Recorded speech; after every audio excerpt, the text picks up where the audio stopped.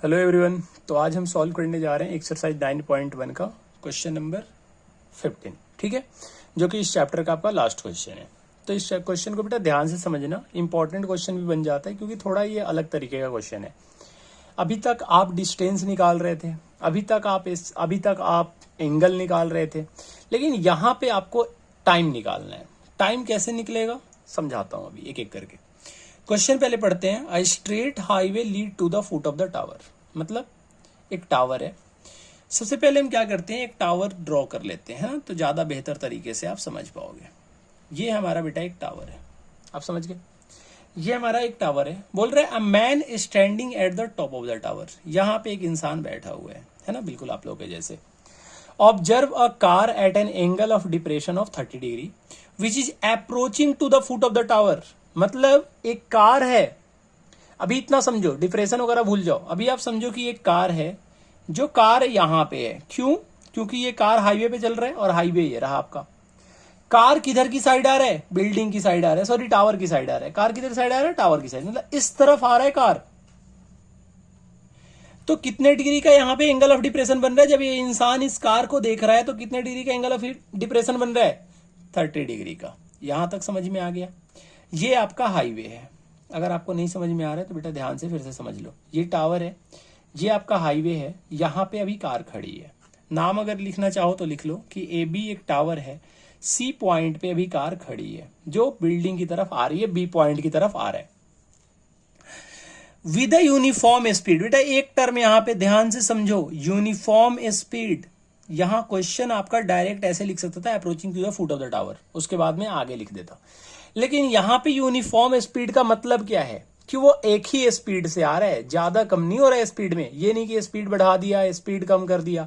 वो जितने स्पीड से सी पॉइंट पे आया है किसी पॉइंट से, उतने ही स्पीड से बिल्डिंग टावर की तरफ आ रहा है। 6 सेकेंड लेटर, 6 सेकेंड बाद, कहां पे? सी पॉइंट पे अभी वो खड़ा है। 6 सेकेंड बाद the angle of depression of car is found to be 60 degree. मतलब ये इंसान जब 6 सेकेंड बाद देखता है कार को, तो कार यहां पे नहीं रहता, फिर कार बिल्डिंग की तरफ, क्योंकि बिल्डिंग तरफ आ रहा था तो कार यहां पे आ जाता है, डी पॉइंट पे। यहां तक समझ में आया आपको? जब ये यहां से ए पॉइंट से डी पॉइंट को देखता है तो एंगल ऑफ डिप्रेशन जो बनता है वो 60 डिग्री बनता है।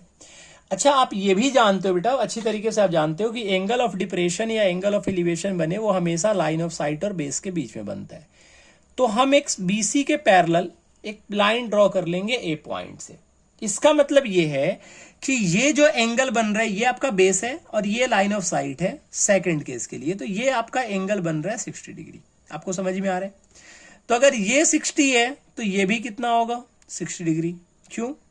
क्योंकि दो पैरेलल लाइन को जब एक ट्रांसवर्सल कट करता है तो बेटा अल्टरनेट इंटीरियर से ये दोनों बराबर होते हैं। ठीक है, मैंने पिछले सारी वीडियो में ये बातें बहुत बार बताया, तब वहां से देख के समझ सकते हो। ठीक है, अच्छा जी, सेकंड केस क्या बोल रहा है? सॉरी, फर्स्ट केस क्या था आपका? जब वो डिप्रेशन कितने डिग्री बन रहा है? 30 डिग्री का। ये आपका बेस है, ये लाइन ऑफ साइट है, इनके बीच में एंगल आपका 30 डिग्री का बन रहा है। तो अगर ये एंगल बेटा 30 है तो ये भी 30 डिग्री का एंगल बनेगा, एंगल ऑफ अल्टरनेट इंटीरियर से। ये आपका 30 डिग्री बनेगा।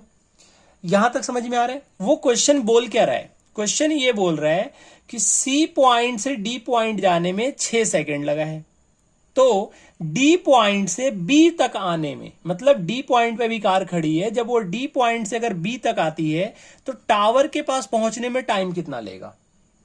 तो अगर समझो ध्यान से समझो, टाइम का फॉर्मूला होता क्या है ये आप जानते हो कि टाइम का जो फॉर्मूला होता है वो डिस्टेंस अपॉन में स्पीड होता है। इसमें तो कोई दो राय नहीं है, ये तो आप अच्छी तरीके से जानते हो, 5th 6th क्लास में पढ़ा होगा। लेकिन अगर मैं कुछ कंपेयर करके, अगर मैं सीडी और बीडी के बीच में, ध्यान से समझो, अगर मैं सीडी और बीडी के बीच में कोई रिलेशन ढूंढ लूं, अगर डिस्टेंस का कोई रिलेशन ढूंढ लूं, तो टाइम का रिलेशन हम निकाल सकते हैं। अभी यहां नहीं जाते टाइम पे, अभी थोड़े थोड़े में इस क्वेश्चन को समझो कि अगर मैं सीडी और बीडी के बीच में रिलेशन ढूंढ लूं डिस्टेंस का, तो वहां से टाइम फाइंड आउट कर सकते हैं। एक तरीका ये हो सकता है, देखते हैं सॉल्व करके। सॉल्व करो इसे। अच्छा, यहां पे आप लिख लेना कि A B is a height of tower, C is a point, है ना, C is the initial point of car and D is the final point of car. यहां तक तो लिख लोगे ना कि A B is a height of tower, C the initial position of car and D is the final position of car. आप लिख लेना यहाँ पे। अब यहाँ पे दो ट्रायंगल बन रहे हैं, राइट एंगल ट्रायंगल। कौन सा बन रहा है? In triangle A B D. मैंने आपको बहुत बार बताया है कि जब भी दो ट्रायंगल बने आप इसको एक साथ लिख लो, इन ट्रायंगल, क्योंकि रिलेशन ढूंढना ना वहां से हमें आसान होता है। तो एक ट्रायंगल आपका बन जाएगा एबीसी। ये आपको पता है पी है और ये आपको बी है। अच्छा, पी दे ही नहीं रखा, टावर की हाइट ही नहीं दे रखी। तो टावर की हाइट नहीं दे रखा तो कोई बात नहीं। आप जरा ध्यान से देखो, ये जो दोनों ट्रायंगल बन रहा है इन दोनों में कॉमन क्या है? तो ए बी कॉमन है, मतलब आपको पी लेना पड़ेगा और हमें नीचे वाला डिस्टेंस चाहिए। तो P और B, क्योंकि एंगल के सामने P होता है तो ये B हो जाएगा, और P और B के बीच में किसका रिलेशन होता है? tan का। तो यहां पे भी हम tan लिख देते हैं और यहां पे भी tan लिख देते हैं। आप पेपर में ऐसे ही करोगे। अगर मैं ABC ट्रायंगल की बात करूं तो यहां पे आपका एंगल 30 डिग्री है। अगर मैं ABD का बात करूं तो बेटा यहां पे 60 डिग्री है। अगर आप यहां से tan 60 का वैल्यू निकालते हो तो tan 60 का वैल्यू आ जाएगा AB अपॉन में BD, AB अपॉन में BD। ये आप समझ गए। अच्छा, अगर आप tan 30 का वैल्यू लिखते हो तो आप क्या लिखोगे? AB अपॉन में BC। यहां पे लिख दो AB अपॉन में BC। Line by line solve करने की कोशिश करो। tan 60 का वैल्यू होता है √3, AB का वैल्यू गिवन नहीं है, कोई बात नहीं। BD का जो वैल्यू आ गया वो कितना आ गया आपका? BD भी नहीं गिवन है, कोई बात नहीं, BD भी लिख दो। तो आप यहां से ये कर बोल सकते हो कि सर AB का जो वैल्यू है वो BD √3 है। क्यों? क्योंकि क्रॉस मल्टीप्लीकेशन करोगे तो ये आ जाएगा। ये समझ में आया? अब यहां पे अगर मैं tan 30 का वैल्यू लिखूं तो tan 30 का वैल्यू कितना होता है? 1 अपॉन में √3। ठीक है सर। अच्छा जी, अगर मैं AB का वैल्यू लिखूं, AB का वैल्यू क्या पुट कर सकता हूं? यहां से BD √3 पुट कर सकता हूं। आप में से बहुत लोग BD की वैल्यू निकाल सकते हो, उसमें कोई दिक्कत नहीं है, ठीक है। लेकिन यहां पे मैं आपको आसान तरीका सिखाता हूं।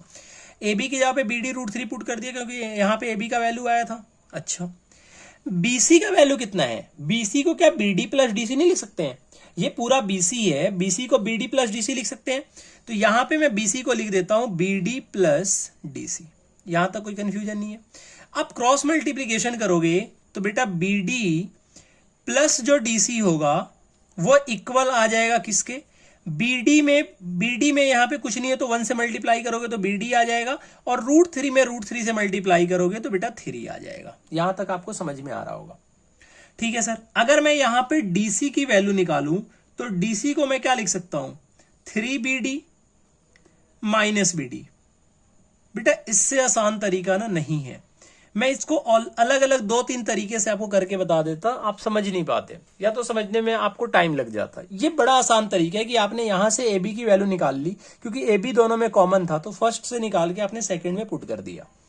जब यहां से निकालोगे तो DC की वैल्यू आ गया 2BD। अब जरा ध्यान से देखो, DC क्या है? ये है। BD क्या है? ये है। अच्छा, फिगर ड्रॉ करने में थोड़ा सा गलत ड्रॉ हो गया था क्योंकि क्वेश्चन ध्यान पूरी तरीके से आंसर करके हमने सॉल्व नहीं किया था। आप पेपर में कैसे करोगे? तो पेपर में ऐसे करोगे तो कोई दिक्कत नहीं होगी। अब यहां पे क्या पता चला हमें कि DC जो है वो BD से बड़ा है। क्यों? क्योंकि BD का डबल DC, मतलब DC बड़ा होना चाहिए था, BD छोटा होना चाहिए था, है ना। अब पता चल रहा है कि DC बेटा बड़ा होना चाहिए था, BD जो होना चाहिए था छोटा होना चाहिए था। अब एक बात बताओ मुझे, आप एक बात बताओ, अगर ये जो है DC जो है वो 2BD है, DC जो है वो 2BD है, तो क्या मैं यहां से BD को DC/2 नहीं लिख सकता हूं? बताओ। अगर BD is equal to DC/2 हो गया फिर तो क्वेश्चन ही सॉल्व हो गया। क्वेश्चन क्या बोल रहा था कि DC को चलने में 6 सेकेंड लग रहा था, मतलब द टाइम टेकन, लिखो यहां पे, the time taken to travel CD is equal to 6 second. समझ में आ रहा है? जब CD को चलने में 6 सेकेंड लग रहा है तो BD को चलने में कितना लगेगा? क्योंकि BD तो उसका आधा है। तो जब एक किसी डिस्टेंस को चलने में अगर 6 सेकेंड का टाइम लग रहा है तो उसके आधे डिस्टेंस को सेम स्पीड से चलने में कितना लगेगा? 6/2। ये मैं क्यों बोल रहा हूं?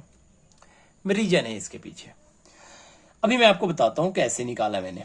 ये हो गया 3 सेकेंड। आप पेपर में भी ऐसे ही करके आओगे। बेटा ध्यान से समझो, यहां पे समझो।